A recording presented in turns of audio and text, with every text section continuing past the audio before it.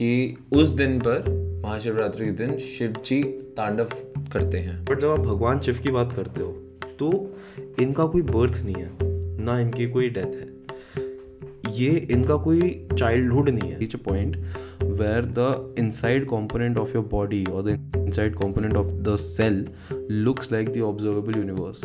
It's amazing. It's honestly unbelievable. Really? Yes, it is crazy how similar they are.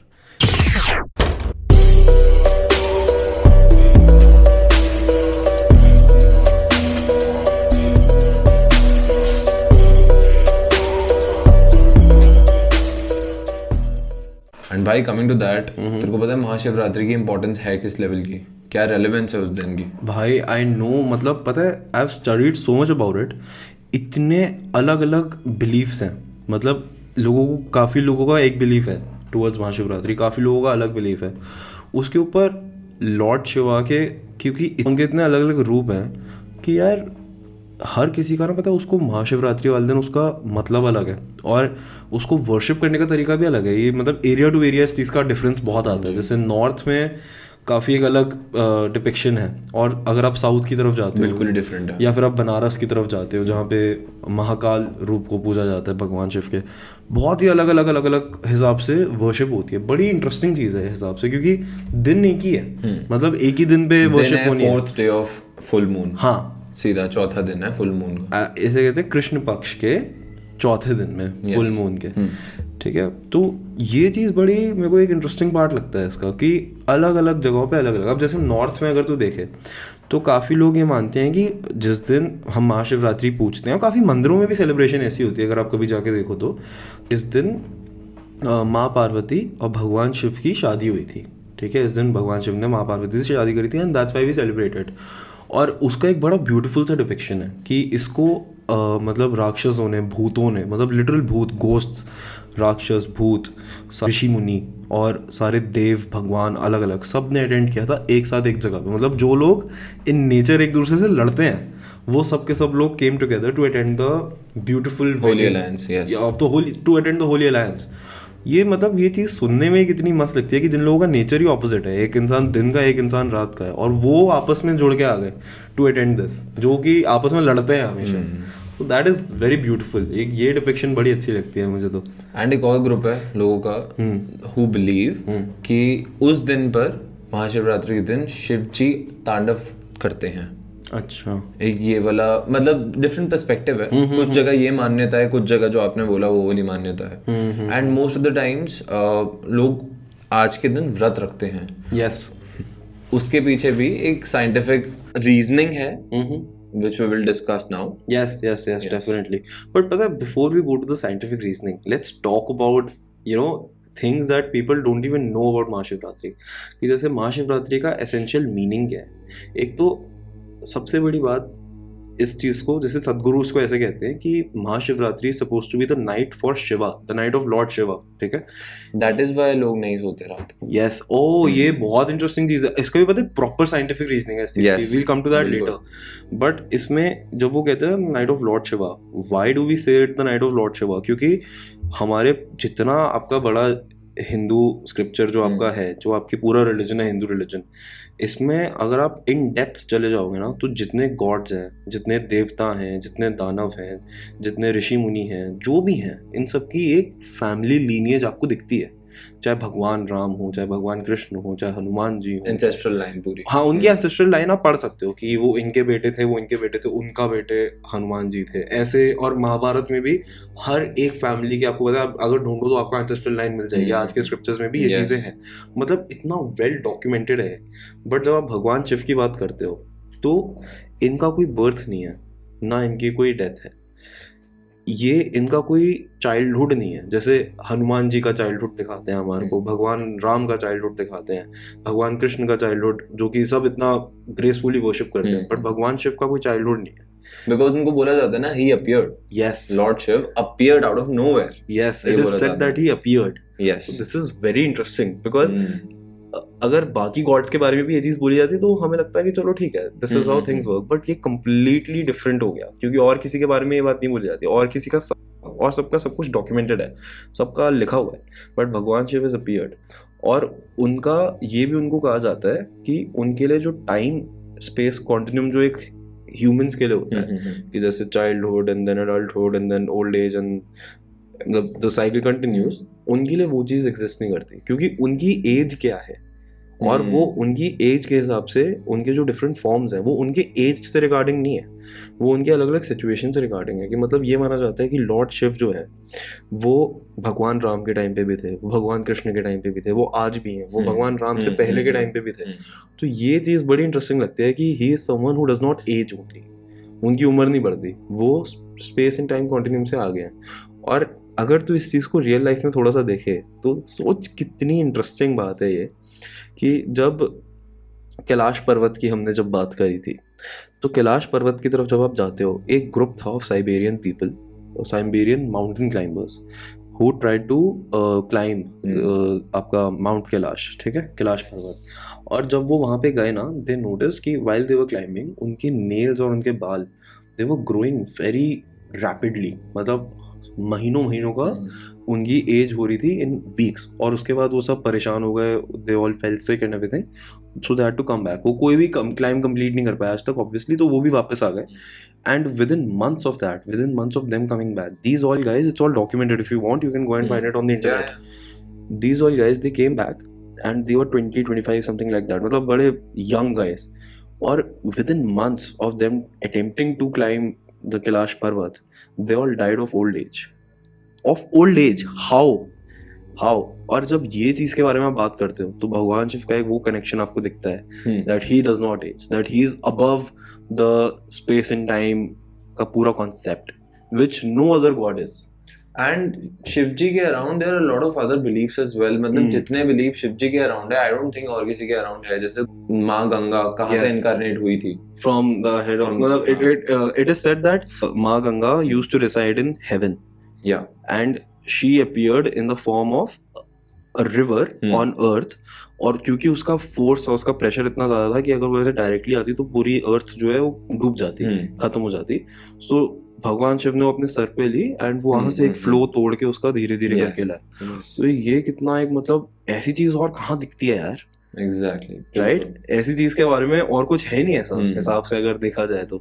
और उनका एक वो भी है नीलकंठ वाला जो कॉन्सेप्ट, हाँ, यस, समुंदर मंथन के टाइम पे वेरी बहुत fascinating. Neelkanth means blue throat basically, not the whole neck. तो वो भी इतना सुंदर था कि समुंदर मंथन के टाइम पे हजारों चीजें निकली अंदर फ्रॉम द सी, विष निकला, like poison erupted out of the ocean. तब उसके पीछे कोई नहीं गया, तो that had to go somewhere कि if that reached the earth then everything would cease to exist. So what Lord Shiva did, he drank that and he held it here. So मतलब think about the yogic advancements that guy must be carrying. Yes. कि कितने ज्यादा advanced होंगे in the yoga section, because he was also known as Adi Yogi, that Sadhguru talks a lot about, that he was the first yogi who appeared.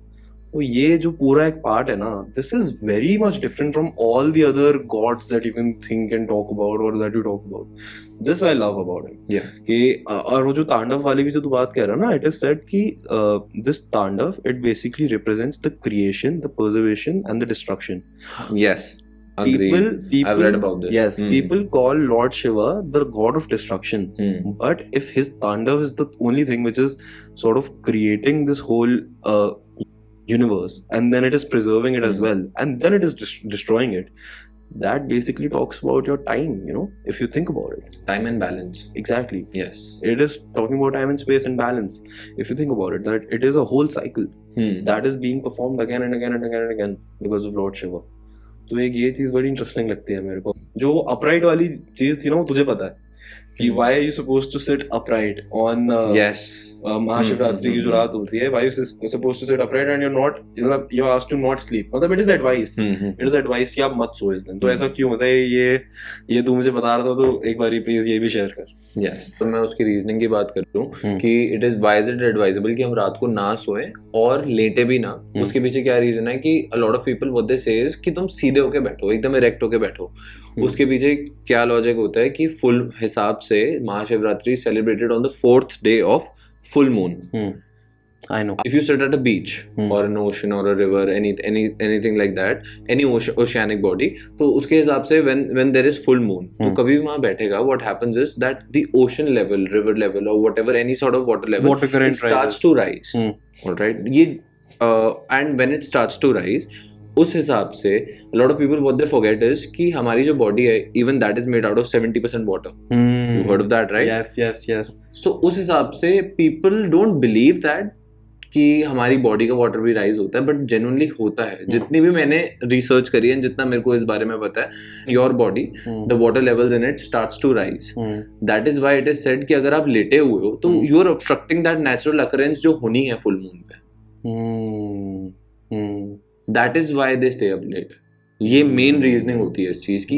It is advisable ताकि don't obstruct the natural occurrences of your body. और बहुत लोग इस चीज को मानते नहीं है, पता नहीं क्यों, बट आई डोंट अंडरस्टैंड कि लोग इस चीज की रियलाइजेशन कब लाएंगे कि आप मिट्टी से ही आए हो, आप अर्थ का ही पार्ट हो, आप एक गैलेक्सी का ही पार्ट हो. अरे पता है, this I have a very interesting thing to talk about in it. अब जैसे आज की डेट में आपके पास दुनिया भर के साइंटिफिकली एडवांस्ड माइक्रोस्कोप्स हैं. तो अगर आप एक सेल को, एक अपनी बॉडी के सेल को अगर आप बहुत ही ज़्यादा अंदर घुस के देखोगे ना, using different lens and everything, so you will reach a point where the inside component of your body और the inside component of the cell looks like the observable universe. It's amazing. It's honestly unbelievable. Really? Yes, it is crazy how similar they are. कि एक side पे what you're looking at is the inside of a cell, and दूसरी side पे you're seeing a picture of the observable universe, and they look the same.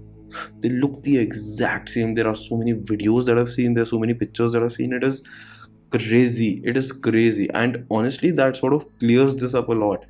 That you know what? You are literally nothing but just a photocopy of the universe that you live in. And एक बड़ी minute size की photocopy of the universe that you live in. That's crazy. I mean, that brings up the conspiracy. What if we are all, you know, a part of maybe Lord Shiva? Yes. What and if we... it gives us all the more reason to respect the nature. Yes. True. It gives us all respect the natural order of things. Exactly. Because if you think about it, it's beautiful. I mean, you don't have mud inside of you. You don't have space. You don't have darkness. You don't have a sun inside of you. You have nothing like that. But if you break down your cell completely and you look at it from a very good microscope or something like that, what you do end up seeing is sort of like something that looks like the observable universe. Yes. Right? And if you really think about it, then there is a tale of Lord Krishna when he was a kid and he opened his mouth. Or unki mother, what she saw inside was the solar system. She saw the whole universe inside of his mouth. I've heard of that tale. And you are literally discovering this now. I mean, in a sense, if you think about it. If you think about it, it's like they're talking about the exact same thing. That if he can show someone that the whole universe resides inside of me, and then you're breaking down your own cell, and what you're seeing is something that looks exactly like the universe, how did they know about it? You know, how did they know that there are so many planets and, you know, the sun is round and the earth is round and everything? How do they know that? These are thousands of years old stories. How do they know this? That is what flips my mind like crazy. You know? Coming to that, tell me something. Mahashivratri 4th day पे मनाई जाती है full moon पे. And ये बात आप मानोगे हजारों सालों से चल रही है प्रथा. ये नहीं तो है नहीं बिल्कुल नहीं है. एंड ये कैसे पॉसिबल है कि हम अगर अब ये चीज सेलिब्रेट कर रहे हैं हिंदू कैलेंडर के हिसाब से, अगर हम फुल मून को ढंग से ऑब्जर्व करते हैं या कुछ भी करते हैं, पहले एस्ट्रोनॉमिकल एडवांसेस थे ही नहीं बिल्कुल. नहीं. I don't know how I fail to understand कि लोग ये चीज सेलिब्रेट पहले किस हिसाब से कर रहे थे एंड कैसे. Exactly. It brings me to that question कि technological advancement in the past किस लेवल पे होती थी. What were those, you know? Yes, exactly. कुछ भी documented नहीं है. That's the एक बहुत interesting चीज है कर्ष. In the Hindu religion, we are told that Mars is essentially a part of the Earth. जैसे there was a time when the Earth split into two parts. एक Earth रह गया and one became Mars. And now scientists are agreeing to that. How did they know that? Just how fascinating it is. How advanced. Exactly. How did they know this? Like how कोई figure out भी कैसे कर सकते हैं ये चीज? Because चल जब भी अर्थ टूट के मार्स बना होगा, ठीक है, तब ह्यूमंस तो एग्जिस्ट नहीं करते होंगे ना, ऑब्वियसली, राइट? क्योंकि उसके बाद तो अर्थ की शेप वगैरह सब धीरे धीरे करके ओवर टाइम स्फीयर में बनी and it all completely became whatever. How did we know that before them? Getting it? Like this is what gets my mind going like crazy कि you know how is this possible? That's the whole point. And if you bring this back to Lord Shiva, भाई अभी तो तूने चल थोड़े scientific relations of Mahashivratri with Lord Shiva के बारे में बात करी. लॉर्ड शिवा की जो डिफरेंट रूप हम पूछते हैं ना, उनमें से एक रूप होता है विच इज कॉल्ड काल Bhairahawa. Now people fear the काल भैरवा रूप because of the name itself. But the problem is that people don't know Sanskrit. Kal Bhairava means a person who sort of has control over the time and space. That's what Kal Bhairava means. Kal means time. और अगर आप उनको जाके worship करते हो, आपको पता है कि बनारस में एक जगह है जिसका नाम है मणिकर्णिका घाट. ठीक है, बहुत फेमस है. यस, वो बहुत फेमस टूरिस्ट स्पॉट भी है आज के डेट में. अब लोग वहां पे जाते हैं, उनको स्पिरिचुअल ब्रेक थ्रूज होते हैं. उनकी अंदर की आत्मा ये चीज समझ जाती है कि हम टेम्परेरी हैं. वो खुद ये चीज समझ जाते हैं कि हम टेम्परेरी है, क्योंकि वहां पे डेथ वो इतने मास लेवल पे देखते हैं. लेकिन उसका जो मेन पॉइंट है ना, जो मेन एसेंस है कि मणिकर्णिका घाट पे जाके लोग क्यों, मतलब वो इतना फेमस क्यों है एज अ क्रिमेशन ग्राउंड, वो ये है कि ऐसी मान्यता है कि आपको पता है कि आपके रिलीजन के अकॉर्डिंग आपकी जो लाइफ है, मतलब आपकी जो लाइफ साइकिल्स है, वो सिर्फ एक नहीं होती. यहाँ पे हमारे 7 जन्म होते हैं, और मतलब कई लोगों के तो हजारों जन्म भी होते हैं. आपके कार्मिक साइकिल्स पे डिपेंड करती है कि आपकी लाइफ का जो कर्मा है, तो कार्मिक साइकिल्स पे, आपके कर्मा की साइकिल्स पे ये चीज डिपेंड करती है. आपका जितना जैसा आपका कर्मा रहेगा, और जब तक आपकी बॉडी अपने ह्यूमन नेचर के रियल एसेंस को नहीं पकड़ेगी, आपका सोल जब तक अपनी रीजनिंग को कंप्लीट करके समझ नहीं पाएगा कि okay this is what life essentially is, कि just living life is what life essentially is, जब तक वो चीज़ एक इंसान एक सोल नहीं समझ पाएगा, तब तक वो सोल अलग अलग बॉडीज के रूप में आएगा और जाएगा. ठीक है, अगर आप मणिकर्णिका घाट पे जाके अगर आपका क्रिमेशन होता है आफ्टर योर डेथ, ये माना जाता है कि आप ये सारी की सारी लाइफ साइकिल्स को एस्केप कर जाते हो और आपको मोक्ष की प्राप्ति होती है. कि यहाँ पे आपका जो सोल होता है वो सारा का सारा अपना बैगेज क्लियर कर देता है, and now it becomes one with the universe. वो हमारे ब्रह्मांड का एक हिस्सा बन जाता है. वो सोल अब फ्री हो चुका है, ऐसा माना जाता है. इसलिए मणिकर्णिका घाट की जो इम्पोर्टेंस इतनी ज्यादा है. बट आप एक ये चीज भी मानी जाती है कि मणिकर्णिका घाट पे जिन लोगों को भी जलाया जाता है, जिन लोगों की अंतिम संस्कार होते हैं, उनके सर पे, या जब उनकी आत्मा के सर पे भगवान शिव तांडव करते हैं अपने काल भैरव रूप में, और वो 7-8 मिनट का जो स्पैन होता है उस आत्मा के लिए, वो इतना ज्यादा दर्द से भरा होता है. क्योंकि उस 7-8, अब देख क्या होता है कि जैसे काल भैरव रूप का मतलब वही हो गया कि टाइम एंड स्पेस. तो वो टाइम को अगर कंट्रोल कर सकते हैं, अगर आप नींद में हो, ठीक है, और आप सपना देख रहे हो. कई लोगों ने ऐसे बोले कि जब वो बेहोश होते हैं 15 मिनट के लिए, या वो रात में सो रहे होते हैं, सपना देखते हैं, वो जब उठते हैं तो वो अपनी लाइफ के 2-3 महीने जी चुके होते हैं, 2-3 दिन निकल चुके होते हैं उनके कुछ घंटों में. ठीक है, नींद में या बेहोशी की हालत में, कुछ भी हो. अब ये क्या होता है कि जो टाइम होता है ना, ये आपके एरिया टू एरिया डिपिक्शन उसकी बदल जाती है, कि वो टाइम चलने की स्पीड क्या है, वो आपकी एक्टिविटीज, आपके एरिया, आपकी स्पिरिचुअलिटी, इन चीज़ों से बदल जाती है. तो काल भैरव से भगवान शिव का जो काल भैरव रूप जब आपके सर पे तांडव करता है, तो वो 7 मिनट जो होती है ना, वो जिंदगी के जो 7 मिनट होते हैं उस आत्मा के, वो 7-8 मिनट में आपकी जितनी कार्मिक साइकिल्स रह चुकी हैं, जितनी आगे होनी है, जितने आपके जन्म आने हैं, जितने आपके जन्म जाने हैं, जितने हो चुके हैं, उन सब की गुड बैड, उसकी खुशी वाला पार्ट, उसके दुख वाला पार्ट, उसमें अच्छा जो था, उसमें बुरा जो था, उसमें दर्द जो आपने सहना था, अगर आप उसको एक 7 मिनट की साइकिल में डाल के घुसाड़ दो, वो उस आत्मा को गो थ्रू करना पड़ता है उस चीज से, और उसके बाद उसे तृप्ति मिल जाती है. तो ये चीज मानी जरूर जाती है कि जो मणिकर्णिका घाट है, वहां पे अगर किसी का अंतिम संस्कार होता है तो वो फ्री हो जाता है. But at what cost? Yes, ये है सच्चाई. तो लोगों को इस चीज के बारे में थोड़ा सा पता नहीं है, और ये भी कनेक्टेड है सीधा लॉर्ड शिवा से.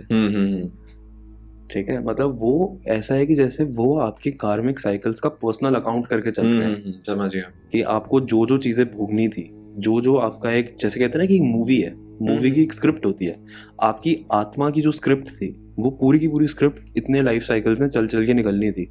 उस पूरी की पूरी स्क्रिप्ट को अगर आप 7 मिनट के अंदर का जोड़ दो, और भगवान शिव आपको पकड़ के उन 7 मिनट के अंदर अंदर वो सब भुगवा रहे हैं. 1 सेकंड में आप हंस रहे हो, 1 सेकंड में आप रो रहे हो, उसका दर्द इमेजिन कर एक बार. उससे इंसैनिटी क्या आएगी किसी के दिमाग पे, इमेजिन कर. और ये जो कॉन्सेप्ट है थोड़े ह्यूमन, आप इसको कंपेयर भी सिर्फ ह्यूमन टर्म्स ऑफ पेन में कर सकते हो या ह्यूमन टर्म्स ऑफ हैप्पीनेस में कर सकते हो। आपको नहीं पता कि आत्मा क्या फील करती है, क्योंकि हमारा टच नहीं है अपनी आत्मा के साथ, किसी का भी नहीं हो सकता। तो आपकी आत्मा उन सब चीजों के साथ गो थ्रू करती है और उसके बाद उसे मोक्ष मिल जाता है, मोक्ष मिल जाता है, उसके बाद वो फ्री हो जाता है, उसके बाद वो खत्म।